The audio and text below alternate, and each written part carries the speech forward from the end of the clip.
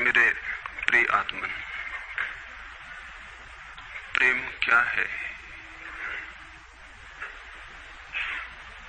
जीना और जानना तो आसान है, लेकिन कहना बहुत कठिन है।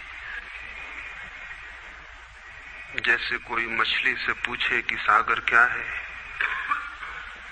तो मछली कह सकती है ये है सागर, ये रहा, चारों तरफ वही है। लेकिन कोई पूछे कि कहो क्या है, बताओ मत, तो बहुत कठिन हो जाएगा मछली को। आदमी के जीवन में भी जो श्रेष्ठ है, सुंदर है और सत्य है, उसे जिया जा सकता, जाना जा सकता, हुआ जा सकता, लेकिन कहना बहुत मुश्किल है। और दुर्घटना और दुर्भाग्य यह है कि जिसमें जिया जाना चाहिए, जिसमें हुआ जाना चाहिए, उसके संबंध में मनुष्य जाति 5-6 हजार वर्ष से केवल बातें कर रही है। प्रेम की बात चल रही है, प्रेम के गीत गाए जा रहे हैं, प्रेम के भजन गाए जा रहे हैं, और प्रेम का मनुष्य के जीवन में कोई स्थान नहीं है। अगर आदमी के भीतर खोजने जाएं तो प्रेम से ज्यादा असत्य शब्द दूसरा नहीं मिलेगा। और जिन लोगों ने प्रेम को असत्य सिद्ध कर दिया है और जिन्होंने प्रेम की समस्त धाराओं को अवरुद्ध कर दिया है, और बड़ा दुर्भाग्य यह है कि लोग समझते हैं वे ही प्रेम के जन्मदाता भी हैं। धर्म प्रेम की बातें करता है, लेकिन आज तक जिस प्रकार का धर्म मनुष्य जाति के ऊपर दुर्भाग्य की भांति छाया हुआ है, उस धर्म ने ही मनुष्य के जीवन से प्रेम के सारे द्वार बंद कर दिए। और न इस संबंध में पूरब और पश्चिम में कोई फर्क है, न हिंदुस्तान में और न अमेरिका में कोई फर्क है। मनुष्य के जीवन में प्रेम की धारा प्रकट ही नहीं हो पाई,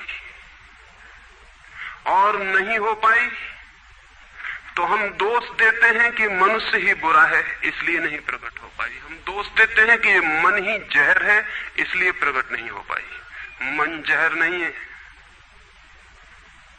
और जो लोग मन को जहर कहते रहे, उन्होंने ही प्रेम को जहरीला कर दिया, प्रेम को प्रकट नहीं होने दिया। मन जहर हो कैसे सकता है? इस जगत में कुछ भी जहर नहीं है। परमात्मा के सारे उपक्रम में कुछ भी विष नहीं है, सब अमृत है।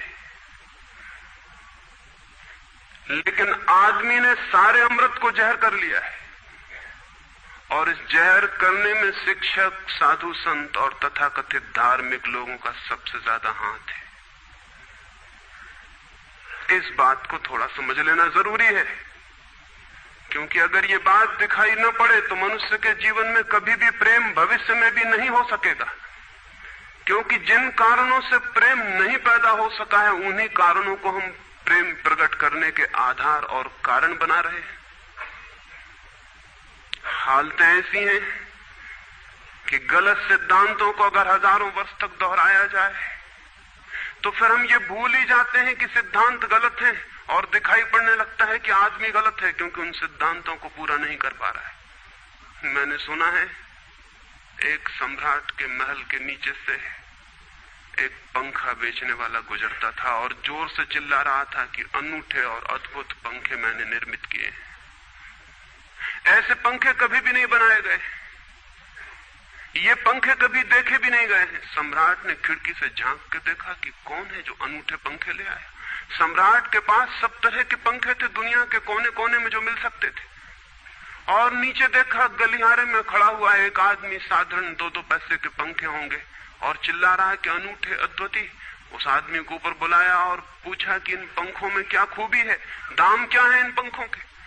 उस पंखे वाले ने कहा कि महाराज, दाम ज्यादा नहीं है, पंखे को देखते हुए दाम बहुत कम है, सिर्फ 100 रुपए का पंखा है। सम्राट ने कहा 100 रुपए? ये 2 पैसे का पंखा जो बाजार में जगह जगह मिलता है, 100 रुपए दाम, क्या है इसकी खूबी? उस आदमी ने कहा खूबी ये पंखा 100 वर्ष चलता है, 100 वर्ष के लिए गारंटी है, 100 वर्ष से कम में खराब नहीं होता है। सम्राट ने कहा इसको देख के तो ऐसा लगता है कि सप्ताह भी चल जाए, पूरा तो मुश्किल है। धोखा देने की कोशिश कर रहे हो, सरासर बेईमानी, और वो भी सम्राट के सामने। उस आदमी ने कहा आप मुझे भली भांति जानते हैं, इसी गलिहारे में रोज पंखे बेचता हूं, 100 रुपए दाम है इसके, और अगर 100 वर्ष न चले तो जिम्मेदार मैं हूं, रोज तो नीचे मौजूद होता हूं, और फिर आप सम्राट हैं, आपको धोखा देके जाऊंगा कहां। वो पंखा खरीद लिया गया। सम्राट को विश्वास तो न था, लेकिन आश्चर्य भी था कि यह आदमी सरासर झूठ बोल रहा है, किस बल पर बोल रहा है। पंखा 100 रुपए में खरीद लिया गया और उससे कहा कि 7वें दिन तुम उपस्थित हो जाना। 2-4 दिन में ही पंखे की डंडी बाहर निकल गई, 7वें दिन तो वो बिल्कुल मुर्दा हो गए। लेकिन सम्राट ने सोचा कि शायद पंखे वाला आएगा नहीं, लेकिन ठीक समय पर 7वें दिन वो पंखे वाला हाजिर हो गया। उसने कहा कहो महाराज। उन्होंने कहा कहना नहीं है, ये पंखा पड़ा हुआ है टूटा हुआ, ये 7 दिन में ये गति हो गई, तुम कहते 100 वर्ष चलेगा। पागल हो या धोखेबाज क्या हो।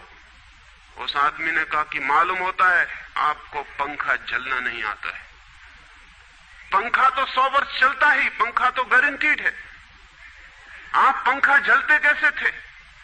सम्राट ने कहा और भी सुनो, अब मुझे ये भी सीखना पड़ेगा कि पंखा कैसे किया जाता है। उस आदमी ने कहा कृपा करके बताइए कि इस पंखे की गति 7 दिन में ऐसी कैसे बना दी आपने, किस भांति पंखा किया।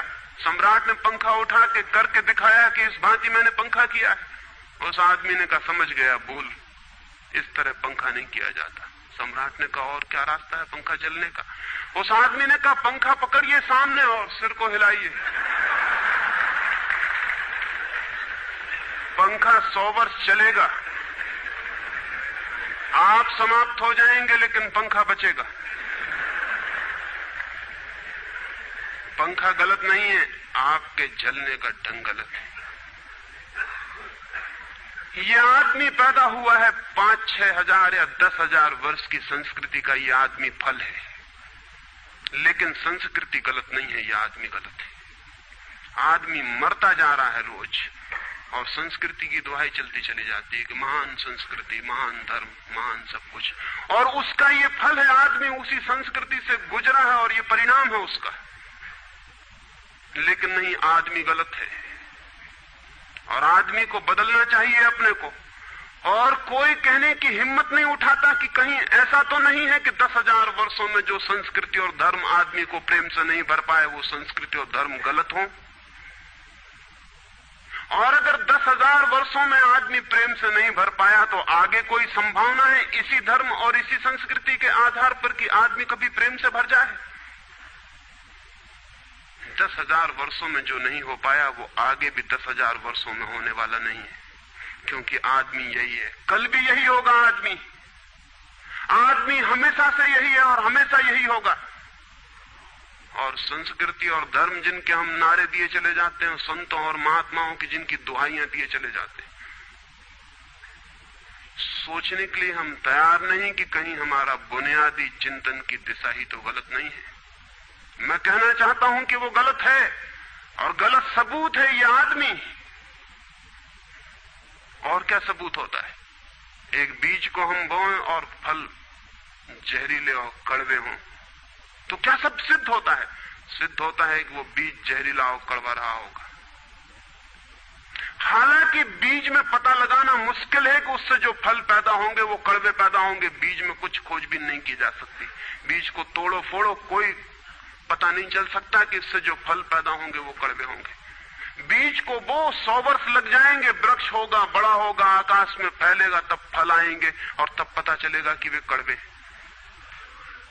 10,000 वर्ष में संस्कृति और धर्म के जो बीज बोए गए हैं, ये आदमी उसका फल है और ये कड़वा है और घृणा से भरा हुआ है।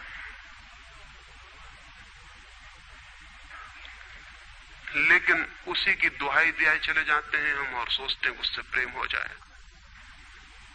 मैं आपसे कहना चाहता हूं उससे प्रेम नहीं हो सकता है, क्योंकि प्रेम के पैदा होने की जो बुनियादी संभावना है, धर्मों ने उसकी ही हत्या कर दी है और उसमें ही जहर घोल दिया है।